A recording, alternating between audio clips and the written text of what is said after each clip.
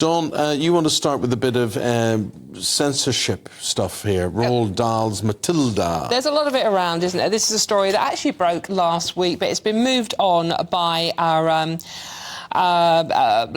who is it? Who's criticising it? Salman Rushdie. Sorry, Salman Rushdie has criticised the censorship now. Basically, the Puffin, new edition of Roald Dahl's books, have been rewritten. So anything upsetting and offensive has been taken out. So the Oompa Loompas are now gender neutral.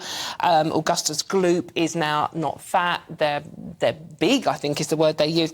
So but this is sort of like, you know, the sensitivity police, as Rushdie has said, and his blast it's absurd censorship. And what gives them the right to rewrite Roald Dahl's? No, look, we all know Roald Dahl wasn't the nicest person on earth, racist, anti-Semitic, etc., etc.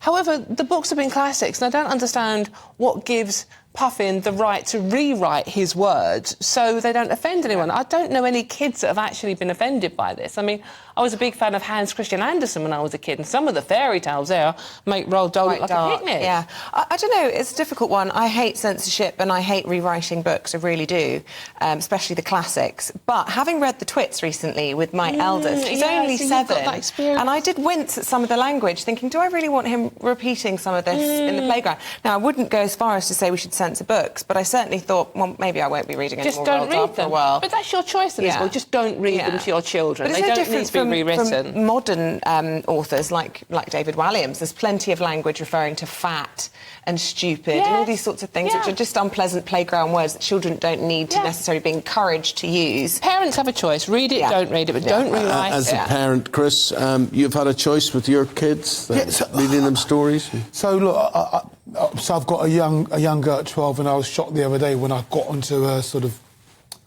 she's got her own little profile, and some of the stuff that was downloaded on there, and the language, so their own little communities, they've got such foul language going on. So I'll be reticent to sort of try to conform history to today's standards. You know, let the piece stand as it was and see the evolution, the cultural evolution, and allow new authors to produce a type of literature that reflects our current understanding of what's socially acceptable or not. But trust me, our children have got their own little communities where they talk about stuff that is surprising to me. So yeah, I wouldn't like going into this censorship business. I don't believe it.